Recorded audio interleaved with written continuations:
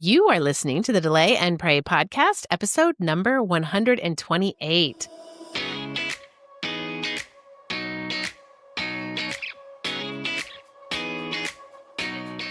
Welcome to the Delay and Pray podcast, where certified Catholic and weight loss coach Beth Bubick teaches you how to permanently lose weight through spiritual fasting. Get ready to gain faith and lose weight through a joyful transformation of both body and soul. Now, your host, Beth, the Catholic fasting coach.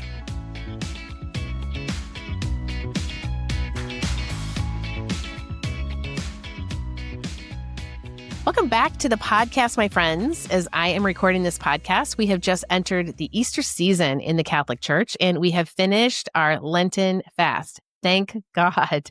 The great fast before the great feast of Eastertide has been completed, and it's time to feast now and continue on with the amazing, healthy, and holy habits that we started during Lent, because that is actually what we want to do. That is really the goal here, is to continue on with these habits. So it's really what it's all about, creating these holy habits that we can believe in and execute on a daily basis. It really is about our thoughts. Our thoughts create our results. I say that all the time in Delay and Pray. They create the recipe for the holy habits to actually begin and to carry them out in our daily lives. Well, I have with me today a wonderful client who realized through Delay and Pray that her thoughts were limiting her ability to create better actions. Actually, all my clients feel this way, by the way. We all want to be in the action line. That's what we want to do. But we forget, or we don't know, that our actual thoughts create our actions. Thoughts create our feelings, create our actions. So these pesky little things, they are called self-limiting thoughts. They're always sort of disguised as fears, and they can hinder our ability to change for the better.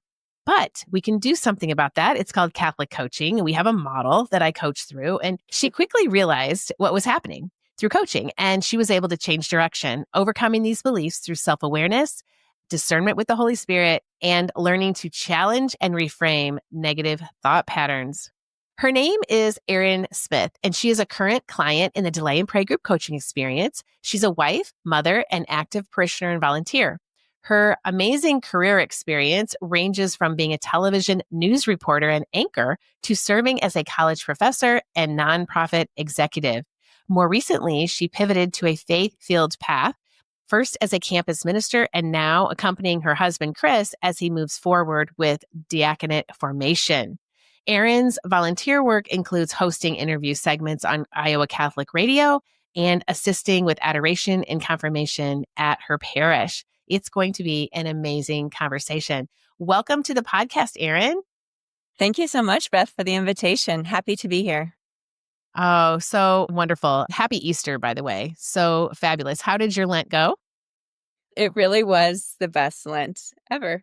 It was. Oh my gosh. Tell me a little bit about that. It was. Well, you told us I want you all to be on Easter morning just so grateful, so proud that you did things that you thought were impossible to do. And this year, my cohort started before Lent, so I got to practice developing the skill of fasting. And that was really helpful going into fasting and praying more during this Lent. Oh, so great. It is. You have to practice. You can't just hit Ash Wednesday and be like, I'm only drinking water. Never works. Never really works. Yeah, for very few people. Oh, so good. So before we get into the meat of that, tell me how you first heard about Delay and Pray. And that's really fun because you actually have friends that joined too through this particular thing that you're going to tell us about. So how did you first hear about Delay and Pray? Well, I was volunteering at Iowa Catholic Radio, filling in on the morning show, and I saw the Catholic fasting coach on the planning board, and it wasn't my day. And I really kind of asked a couple times, like, are you sure you don't need me Friday? Because I was intrigued by the concept. And so I tuned in for the interview, and I was already familiar with redemptive suffering, like the concept of it. Hadn't really thought about praying and fasting as a route not only to spiritual gain, but also like putting a weight loss struggle into that, putting that all together. And so what I heard you share in that interview really resonated with me. And so then I bought the book might have even ordered the book before the day you were on. And that's how I first became aware of the Delay and Pray program. Oh, that's awesome. I had several people join from that interview, the Iowa Catholic Radio podcast. That was amazing. So you joined and you did very well. How many pounds did you lose? So I remember seeing the promotion saying, if you want to permanently lose 25 pounds in 2025, join. And I remember thinking, permanently lose, like that concept seems elusive. That in itself seems sort of like one of the impossible goals. And that's exactly what I did. And I did that even with, so I lost exactly 25 to this moment, even Wow. with like some travel in there, a few celebrations in there, learning curve in there. And so it's just been such a gift. But the gift really started with changing my mindset. And I knew when I first started looking into it that that's where my struggle really was. It was the interest in losing weight that brought me to look further, but it was really the playing small and those limiting thoughts that I started to realize even before I registered. It was during your free webinar to learn more. You were talking about the thought model. And that just really struck me like, oh, wow, I'm sort of hiding. I'm sort of playing small. And I don't even really realize what I have allowed myself to believe about some different things in terms of like, I don't know, like my confidence was down. Yeah. So describe to us when you say playing small, what were some of those thoughts that had you playing small? I mean, it could be as big as what's God asking of me right now in this season of life, or just, it could be, everything, sort of everything. Like I wasn't shining my light. My light was a little bit hiding in the bush. I've done some big things in terms of being really out there, like being on television news, you're really out there. Being a campus minister, Yeah. you're really out there. And I had an injury that led to a sabbatical and a couple of different things. So I just really hadn't been out there. And I think during that time, I just lost a little bit of that drive or ambition or that belief that still a lot of different possibilities were out there. So you played big in some areas of your life, but when it came to weight loss, you were playing small. Is that what you're saying? When is the last time you had lost 25 pounds permanently? In 2019 was the last time I was at the weight that I am now. I had lost 28 pounds and kept it off for a year. And then I think with COVID and virtual working and the stresses of the nonprofit landscape at that time, my weight started to creep up. And then it just kept creeping up and different things and different life stressors. And you asked when I lost it permanently, it's going to be this time because this time I have the skill of fasting and I don't want to go back. And before it was more reliant on a program or prepackaged food or a health coach or different things that were just not things that I had full control over. Like I was accountable to someone else versus accountable to me. Mm-hmm. Yeah. And it sounds too like the thought model is actually helping you with the emotional eating. Yes, it's interesting because I wouldn't have classified myself that much of an emotional eater. But when you really realize what's going on, when you say like, sure, I'll go for ice cream or different things like that, it's like, why did I just do that quick yes? What is it that makes me want to do that or that I have tied to that activity or that thought? Or when I'm getting ready to do a really big project, why all of a sudden am I hungry or thirsty? Or all those different things. So I started actually practicing before I started detaching from some things that I really like to see if I was ready to do delay and pray. So I self-tested myself and I gave up iced tea because I love iced tea, but I gave it up for like 2 weeks just to practice doing something that was intentional detach and changing of a habit. Oh, wow. That's really cool. And you were able to do it. I was able to do it. Mm-hmm. It is true. It is true. We're always talking about how our thoughts create our results. And we don't talk often about self-limiting thoughts as much as we should. And it's just so interesting because we don't talk about them like straight out of the gate, like self-limiting thoughts. What we talk about is how our thoughts sometimes can lie to us because they tell us stories. Like we can't do that, or I won't do that, or I don't want to do that. And we just believe ourselves instead of being like, wait, why am I thinking that thought? Because that is actually creating a result that I don't want. Like, for instance, it could be as easy as I love pizza. I really love pizza. Well, if you are thinking all the time you love pizza, what's going to happen is you're going to attach yourself to pizza and you're going to want pizza and you're going to eat pizza. I mean, that's a very, very simple thing. But instead, you can say to yourself, I love fasting. I love spiritual fasting. And I am going to figure out how to delay and pray sugar, flour, and alcohol so that I can successfully fast because I want to be a successful spiritual faster. And when you start having these type of thoughts, then you can get emotionally courageous, which actually then will lead to these actions that support the thought of being successful in spiritual fasting. It's just interesting how it all works, isn't it? The one I remember is I remember you saying over and over again, I love working out. And I was trying not to go to the gym. I was like, oh, I have to do this, rationalizing all these things. I have to do this for my family. I have to do this for the church. All these things. I don't have time to go to the gym today. So then I was like, really like, I went to the gym and I was like, what's so bad about this place? There's all these nice people here. Like, if I didn't belong to the gym, I would be dreaming of, oh, if I only belonged to a gym.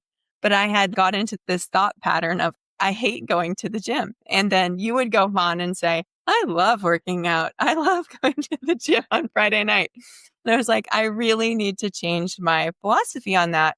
And it's kind of the choose hard now or choose later. Do I want my bones to be strong? Do I want to be healthy? Do I want to be active? Yes. So why don't I choose the thing that aligns with that I actually enjoy doing once I get there? It's just like getting over the, should I do this when I have all these other responsibilities and things like that? Yeah. And I'm glad you brought that up because over the years, the Lord has led me to the information of, so I just turned 60. And for the last 10 years, my regular doctors have wanted me to actually take a bone density test. And I haven't taken one because I've always said, well, if I take the bone density test and it comes out negative or whatever the result is, I have to do something else different. What would you have me do? And the doctor would always say, well, it would be your diet and then your exercise. And I'm like, well, my diet and my exercise are stellar for the most part. So I'm not going to take the test. Well, then I kind of started looking into it a little bit more when I had a functional medicine doctor. And what I learned is the push and pull from your muscles on your bones, that tension when you actually lift weights and you're tiring yourself out and you're having that push and pull within that system, that actually creates more dense bones. And it actually helps the bone density. And so when I started to think about that process happening in my own body and trying to get healthy in body and soul, then when I went to the gym, I was like, I need to figure out how to push a sled, pull a sled, lift harder weights, and get my bone density to a point or keep it at a point that's really, really healthy. Now, I've never had a test, but it's kind of what drives me to the gym because we have grandchildren now and I want to be really healthy and I want to live as long as God allows me to live for them because I love them. And I love helping my children with their grandchildren. So I want to be fit. And it's funny. It's like I have that image of the stress of the tendons and the bones pulling from each other. And I mean, in a very healthy manner. And that can only be done. You can do it at home if you have a home gym. That's great. I just don't. I have some weights here. So I do both. But I think about that process, Erin, and it just fuels me. It's like, I want to do that. And once I get to the gym with all those other people working out and the mirror neurons are starting to work because you do what other people are doing, then I'm like, I know, it's like all that science that God gives us. It's so helpful to me. I think what was helpful to me too is that when I was at a plateau and I asked for coaching from you and you said to someone else during the same conversation, really, you have to actually sweat, right? Like you have to at least 4 or 5 times a week. Like you have to really push yourself, not like just like a cozy treadmill ride with your podcast. Like you have to push yourself into another zone. You have to sweat. You have to do like interval training and all these things and lift weights in order to get all the benefits and in order to have healthy aging. And so I challenged myself last week when we were out of town because I didn't have my projects at home, right? And I didn't have some of my regular responsibilities. I was like, okay, 4 days in a row, I am going to work out until I actually sweat, channel back to the 80s. Yep. And actually, I enjoyed it. I didn't think I would. But then at this point, I was just like, you know what? I'm already here. Why am I not maximizing the holy opportunity here and working myself up to a sweat? It's going to be greater benefits. It's good for your brain. It's good for your body. It's good for your soul, all those different things. So I did that. And then I think it'll be easy to continue. But it was just that initial time thinking, oh, well, then I'm going to have to shower again. And then I'm going to have to do this and that. A lot of it, I think, was thinking about how much time everything would take. And you coached someone else in the cohort on time and the concept of time. And that was a really impactful coaching session for me. And I wasn't the one being coached. So we think about how we want to invest our time. Where can I save time otherwise to make sure that I do get to the gym and that I do sweat and do the maximum? Because we're not going for normal. Like I listened to one of the doctors, you don't want normal in America right now.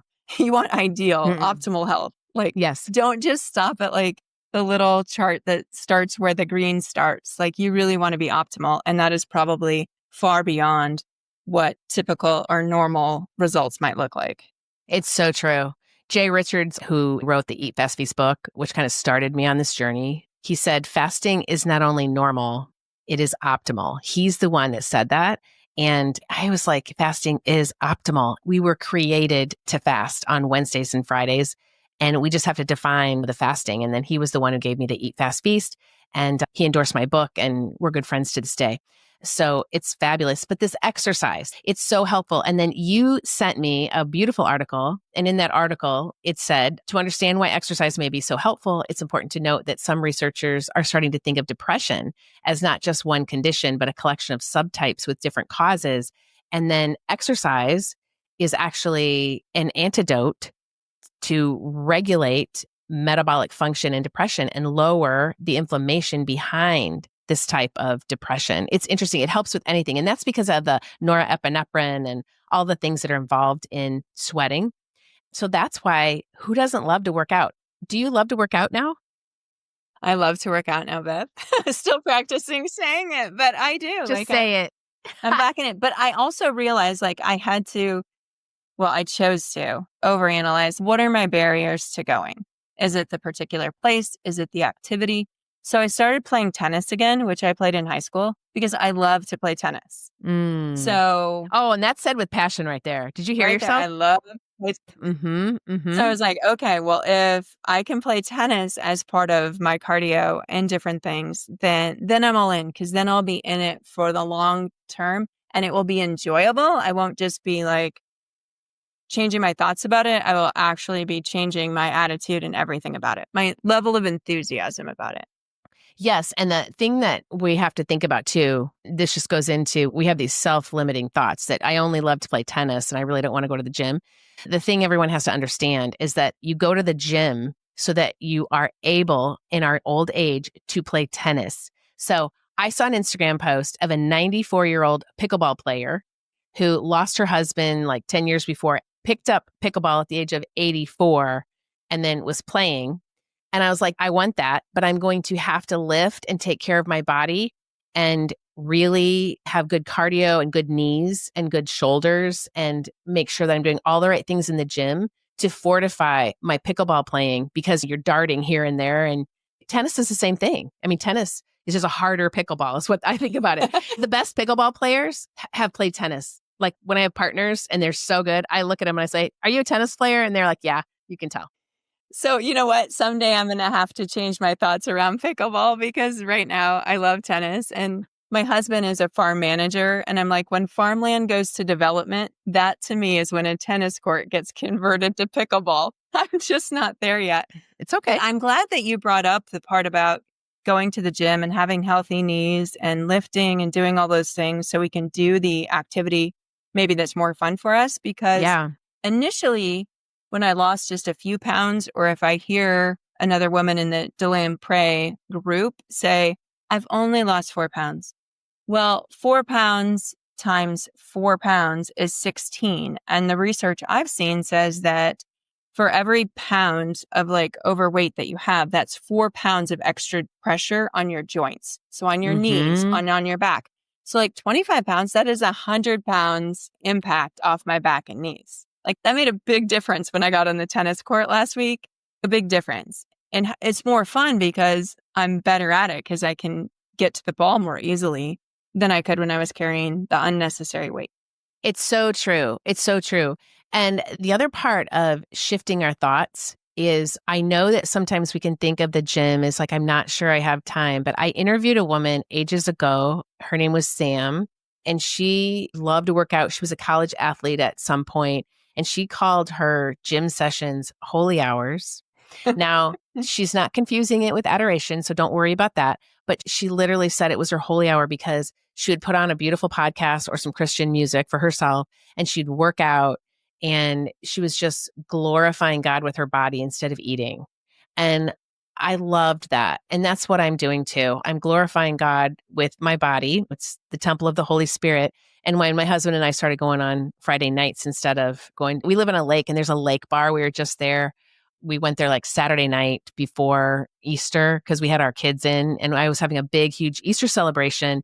And so we just went there for a meal, and it's just such a party place. And a lot of people, our friends on the lake, they go there on Friday nights. Well, we go to the gym. And so it was a hard switch, but it's better to glorify God with our bodies at the gym, working out and not drinking and fasting on Fridays for priests and people who struggle with alcohol. That's what my husband and I, why we fast for those people instead of going to the lake bar. We can go there on Saturday night if we want. So it's just this mindset shift. And so not only are we helping our own bodies and helping other people by going there, but it really is a holy hour.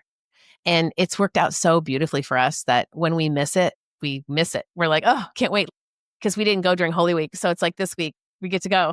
So we're like, oh, I can't wait for Wednesday and Friday. Isn't that funny? Isn't that weird? It is funny. My husband was totally ready yesterday afternoon. So we are recording on Easter Monday.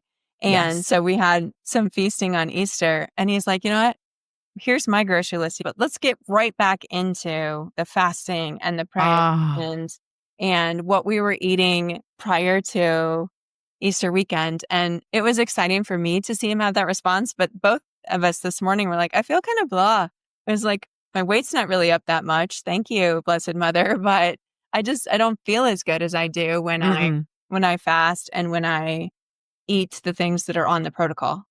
Oh, Erin, your husband is such a blessing. That is amazing. And he's in the diaconate formation, right? And he's lost 22 pounds with you. And that is so fabulous. And he didn't even set out to do that, did he? He did not set out to do that. I think it became a practical thing of, okay, she's the one going to the grocery store. She's the one that's, for the most part, doing the food prep. And it's a really busy time for him because he's in diaconate classes at night and doing homework and writing papers in addition to his career.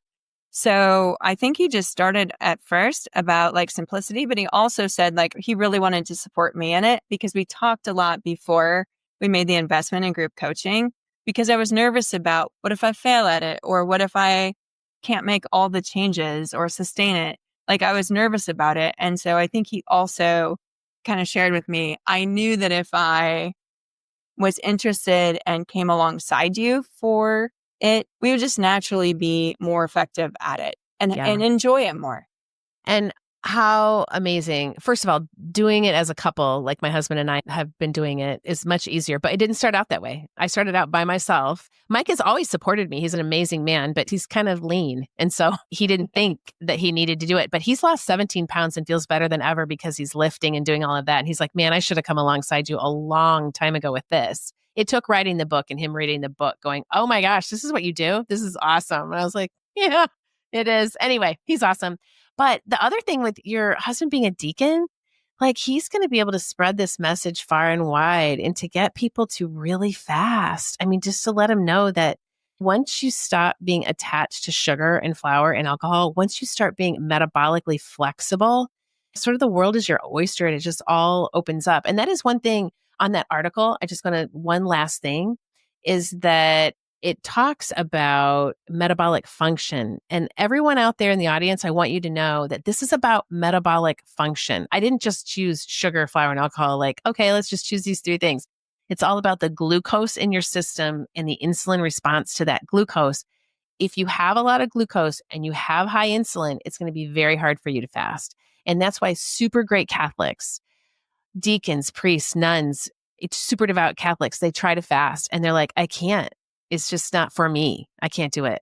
And it's like, no, it's for everyone. It's just that you're consuming too much sugar, too much flour, too much alcohol, one of the three, two of the three, whatever, all three, that's inhibiting you from fasting. And that's what we're trying to take care of. And that's what we're trying to teach. So I just love it that your husband's coming along. Well, one thing too to think about is we had someone come to one of our diaconate classes that talked about, like, do you know how much a big Easter candle in the cathedral weighs? Or like the monstrance that you're carrying for a procession? Like, future deacons, get in shape because you are going to be entrusted with these very special occasions in your liturgical seasons in life. And also, we do not feed our priests and deacons or even our parishioners well, right? Like, it's Oh my gosh, coffee and no. donuts and like all of those different things. So Oh. it's like time to pregame for diaconate life. But a friend of mine was part of a homeschool group and they made healthy meals for priests, freezer meals, and gave them to them for really challenging or just hectic times in the liturgical calendar. And one of the priests said that was like one of my favorite gifts I've ever received was these freezer meals of really healthy things. That they're a parish that has daily mass at night and confession every night. And that struck me when he shared that that was one of his favorite gifts to receive. Oh my gosh, that is so wonderful. First of all, pre-gaming for the diaconate, I never even thought about how heavy the monstrance or that Easter candle is. I've never even thought about it. Just carrying the book. cross, the book. To be fit in body and soul is really important. We can't just think just about the soul, but the body. Oh, yeah. Oh, my goodness. That is so great. Let's switch a little bit to, I love this. When we were getting ready for this podcast, you sent me some limiting beliefs that often come up as fears. And I thought that was so neat for you to actually recall some of the fears about eating, which actually disguise themselves as like self-limiting thoughts. And they won't allow you to follow the program or go forward. And so you were getting coached on this. Other people were getting coached on this. And so you wrote them down. And I thought maybe we could go over some. Is that okay? Sure. Yes. So one of your first ones was fear that eating dietary fat, or often referred to as fattening foods, would make me fat. So explain a little bit about that, because we talk about that. We always talk about fat, unlocking fat in the program, that you got to eat healthy fat, like grass-fed butter is so good to have. And you were like, you sure? So at the beginning, like, not only was I concerned about that thought, like the fear of eating dietary fat, like I would even take your recipes. You have some like really good recipes. And then I would be like, okay, but I need to like trim the fat off of this. Or like, that's too many eggs. I need to do egg whites. So the thought was definitely creating my results. I wasn't initially in the group eating enough dietary fat. And that's when you told me about the obesity code. And then the reporter in me kicked out and I started listening to Dr. Jason Fung. The obesity code. So I listened, it was like a 12-hour book. So that also got me to the gym because I did the audiobook. And so I listened it took me about, honestly, all 12 hours to really undo the last 20 years of that's the wrong thing to eat, right? So we heard forever and ever to do low fat. And then we have all these things that were created for us to be low fat, or all these different really, really compelling marketing pitches for the food that's not good for you. So it was a combination of that knowledge and then the actual experience of, okay, here I go. I'm going to surrender this thought and I'm going to listen to Beth and I'm going to listen to this other doc and I'm going to start eating that fat. And then my results really came along with it. Yes. And I was amazed, right? Because it's just not what we were initially taught. And it seems to be logical to say if you eat fat, it will create fat versus that it's going to unlock fat, and your body is going to use that up when you exercise and do other things. Yes, with the key being low carb to the point of almost zero carb. So below 20 carb type of fat. And you're not going to find a lot of that in processed food. So we're talking about butter, sour cream, Greek yogurt, steak, most meat. We have a list, but it's like marbled ribeye. It's so delicious. Sometimes it's not even a sacrifice. You're like, okay, when I'm sitting down to a ribeye steak and broccoli, and I'm thinking, this is a sacrifice, but it's fasting. It's fasting. It is fasting. And I think too that those type of meals, are more satisfying, right? And you spend time preparing them, so it's more memorable. You're not just on the run getting something. Yeah. But I think that's also what brought my husband along, is that like Mike, he didn't feel like he was giving up a whole lot. He's like, wow, she's cut all these veggies and she's made me this great salad and we're going to have salmon or steak. Like, this is great, I think is what he was thinking. But also it was just amazing to me how long it took me, really 12 hours of that book, talking to you a few times, to really believe that fat unlocks fat and that everything else is debunked of the messaging that's been out there for so long. It's so sad. And I know that Dr. Fung, his latest book is something about getting rid of cancer, getting into ketosis, and ketosis is actually helpful in eliminating cancer. There's a lot of doctors thinking that now. And we know that ketosis is very, very healthy for most people, but you don't have to stay in complete ketosis. You can go in and out of it and be metabolically flexible, but you have to stay in for a little while so that you can heal your body. Because when you're in ketosis and you're actually fat burning, which means you're not using a lot of glucose, but you're using fat to produce ketones in your body. And then once you're doing that, it's going to your fat stores and it's just burning all the fat you have on your body. That's where the weight loss comes in. And then your brain loves to use those ketones to think. And so things get clear. You get a lot of stuff done and you're not eating as much. It virtually pays for the program. I always say to people, if you can get into ketosis and get away from alcohol, sugar, and flour for a while, not only are you going to have so much time, but it's cheaper. You'll pay for the program right from there. I mean, it's just so funny. Once you can get into it and you don't have to stay in ketosis for the rest of your life, there's no way to do that. So then you cycle the eat, fast, feast, and you feast every once in a while. You have a glass of red wine on Saturday nights or two. I mean, you have a little piece of cake on Sunday. I mean, you can do all that. It's fine. It's just that you can't have the wine and the cake every night. You can't even have a glass of wine or 2 glasses of wine every night because alcohol stops your liver from making the ketones. Even if you're on a very low carb diet, you can't have alcohol all the time. It's not going to be healthy for you, but you can have it once in a while. You can have it once a week. It's so interesting. It's really true moderation, isn't it, Erin?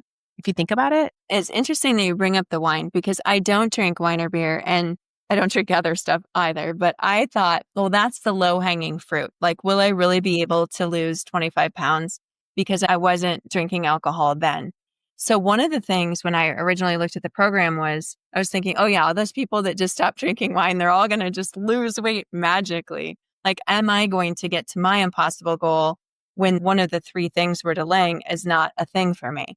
And so it really, to me, put some focus on the other things like the sugar and the flour, but also all of these thoughts in my head about like fear of skipping breakfast, right? We've been told like breakfast is the most important meal of the day. Like, will my brain get what it needs if I'm not eating till noon or till 1 o'clock, or in some cases even later, or in some cases not the whole day if it's like Good Friday.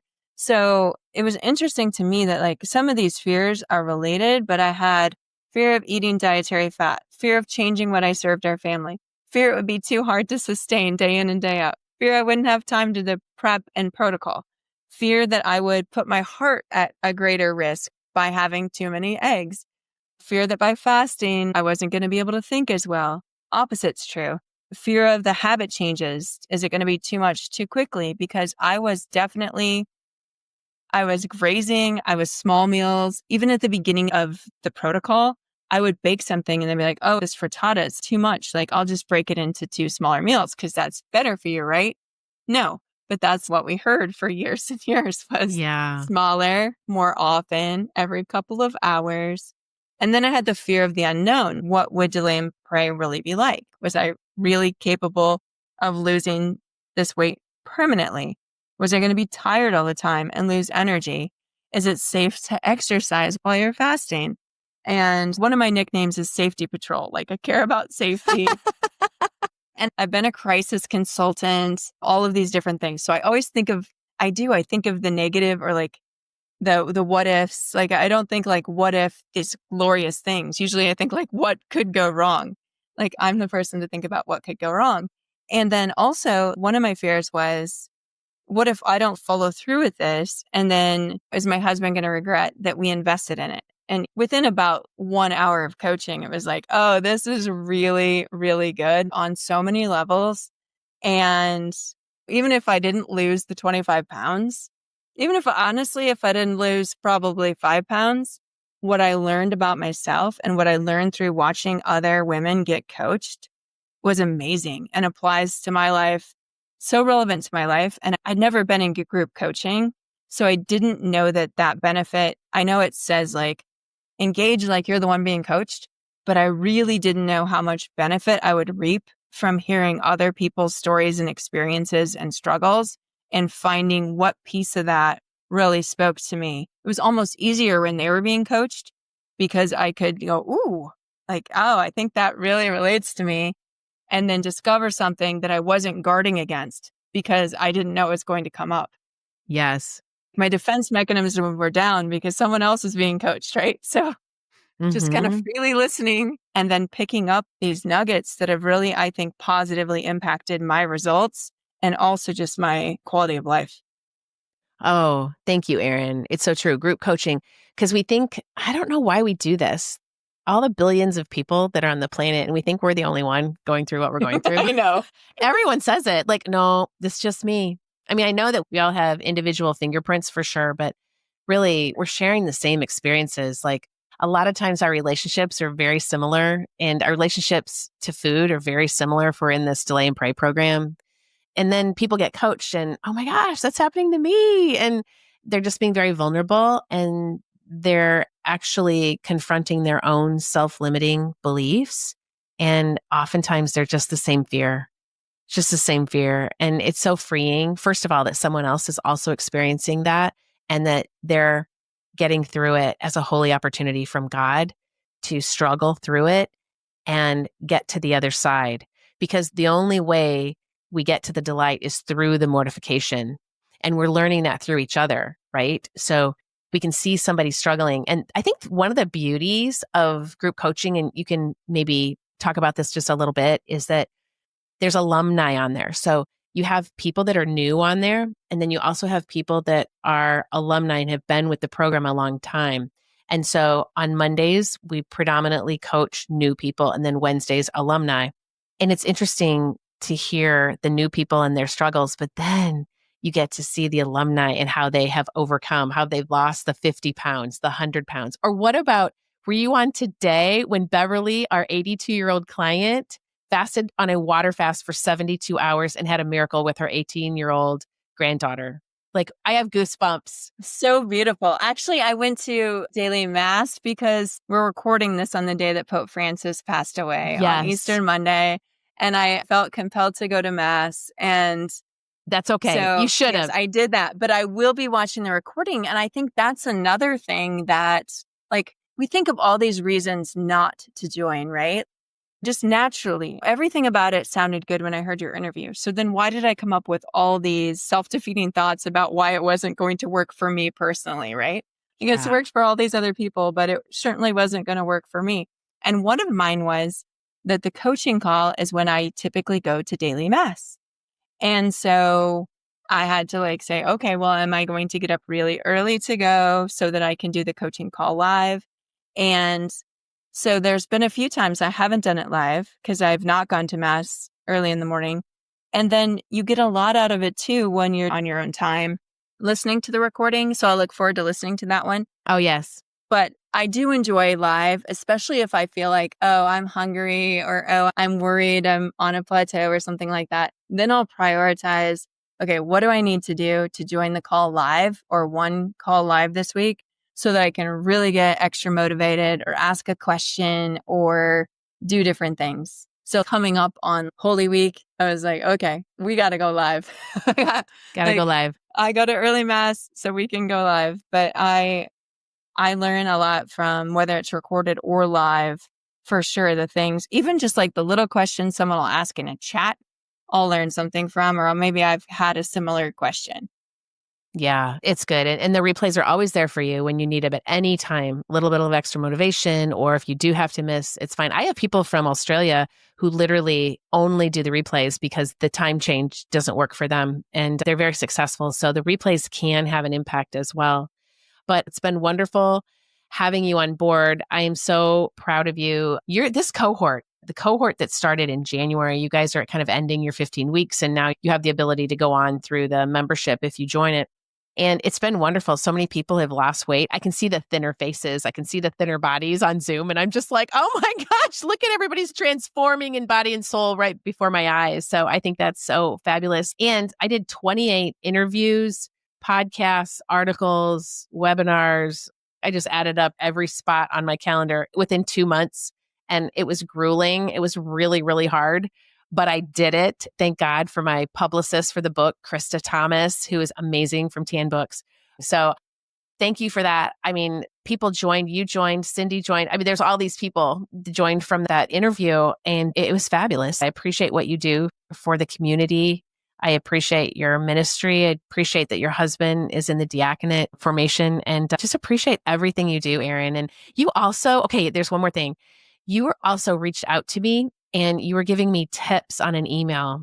And I quickly sent it to my virtual assistant and said, oh my gosh, she says that we should do this and do this and do this to get better traction on this email. And oh my gosh, it's not there. You're right. And somehow it dropped off. Like, we're so busy. And I was the only one before hiring finally a full-time assistant this week. And you were actually so helpful. Do you remember that when you sent that email? I mean, do remember that. So I have the best clients. The consulting, like the proofreader in me cannot be turned off, but also you know what you expect it to say, right? So if you're the one looking at it, you're much less likely to notice anything because you know what you intend to have be there.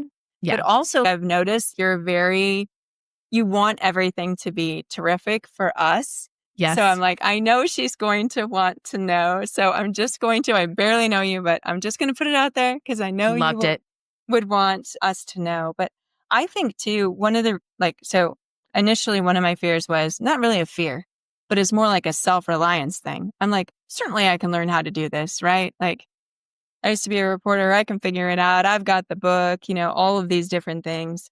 And do I really need this group coaching experience? Now, the answer is yes, I really needed the group coaching experience.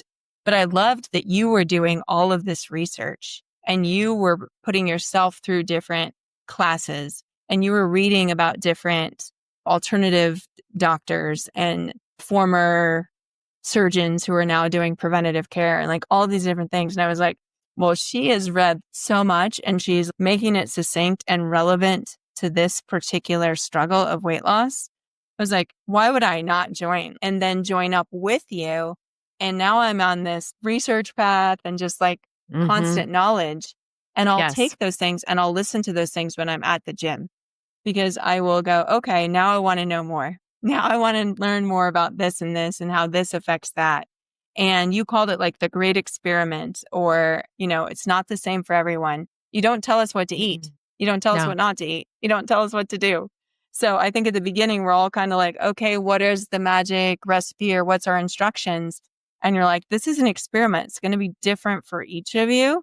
And you're going to have to really get curious and watch the data from the scale, and all of those different things to see what it is that works for you. And that personalization, I think, is really what makes it work long term. But also, I know at the beginning, like, I read your quick guide. I read all these things like, oh, I'm ready to go. Like, I've been to the grocery store. I was so not ready to go day one because I was too self-reliant. I just needed to come in, blank sheet of paper, surrender, and start learning. Yeah, it's a big surrender. I do give guidelines. And so the biggest thing that most people don't want to give up is their oatmeals with blueberries. And I'm like, you got to give that up for a while. And they're like, but it's oatmeal. It's heart healthy. That's a marketing slogan. Like, it gives you an insulin response. It's a lot of glucose, and the blueberries too. Not the blueberries. Yeah, the blueberries. And the But they're yogurt parfait. You can't have your yogurt with added sugar plus your fresh fruit on top of your granola that looks so beautiful in the picture. Like, sorry, you have to that's over. yeah, next to your coffee with your coffee creamer that's complete chemicals and gives you an insulin response. There are a few rules, guys, when you come in, but she's right. You have to figure out your own body. Like, for instance, if you took my diet right now, it may not work for you because I've come a long way on this and you wouldn't want it anyway because I barely eat it. Like, I eat a lot of meat and vegetables. And my husband loves my new recipe is taking salmon and chunking it up and putting it in a marinade of coconut aminos, little carbs there, but not too many, very healthy. And then just cooking it on 425 until they're super crispy. He calls them chicken nuggets. He goes, oh my gosh, this is just like chicken nuggets. Well, it's really funny because my daughter tasted it and she goes, Dad, this is not a chicken nugget. Okay, this is not. Anyway, but he's so happy. That makes him so happy. And we put it on salad and we have homemade dressing. And now he got a new smoker and he's smoking meats, fresh meats. We live in Michigan in the country. And so we have farms, we can buy fresh meat. And he's thinking of smoking all this meat and smoking fresh fish. And he's really turning healthy. And if you knew him before, he only ate broccoli and he was a potato guy and he's just getting fit. And your husband, he's going to be the same, Erin, because these husbands, this is what's happening. This is what's happening to all of them. They're getting into delay and pray and nothing makes me happier. I am so, so happy. Yeah. And mine is like a fried potatoes, like burger and fried potatoes. A tenderloin, we're in Iowa, right? So who's got the biggest, best tenderloin, breaded tenderloin, all those things. And he told me, he's like, I had a grilled tenderloin the other day. It really wasn't bad. I'm like, no, they're like really good. But it's it's so fun for me that he is alongside it because it's just, we both have more energy and all of those different things. And like you said, like, you have to get busy when you're fasting. So there's like an endless number of projects we could do here. It's true. But we're actually like kicking through a lot of them. It's great. And we've got the time and we've got the energy. And it's beautiful. And it's all for a spiritual purpose, Erin. It's yes. So when that grilled tenderloin is set before you, for me, like I have some really deep spiritual purposes for my family. And I've got pregnant daughters and daughter-in-laws and marriages happening. And I mean, I'm just praying so hard for these new babies and these births and all the things that are going wrong, right? And could go wrong, but I know they're going to go right. And my husband and I fasting for this. And people don't even realize that you can fast. Like you can go from a breaded tenderloin to a grilled tenderloin and have that be redemptive suffering. I know that sounds so strange to most people, but you really can. I mean, because the breaded is so much better, but the grilled's okay, but there's sacrifice in there. And that's okay. That's mortification. That's what Father Ripperger, the exorcist, is like. If you just practice these small mortifications, then you can go for the big ones, which is like maybe fasting on water for 24 hours. But you got to do the small things first. I'm glad you brought up the prayer piece of it because that was really attractive to me because I've always been like, oh, I'll run to the chapel and light a candle for someone or I'll pray for them when I'm in adoration and different things. But really, when you're fasting and praying, you are increasing your prayer life exponentially because if you're at a conference or something and you walk by and you say, okay, there's not a good choice there for lunch, I'm just going to fast. And then you think, okay, who on my prayer list really needs this today? Or you see something that's tragic. And right now, one of the groups I'm fasting for is the women and children in the Congo. My son has a dear friend who's a priest from the Diocese of Shumbei.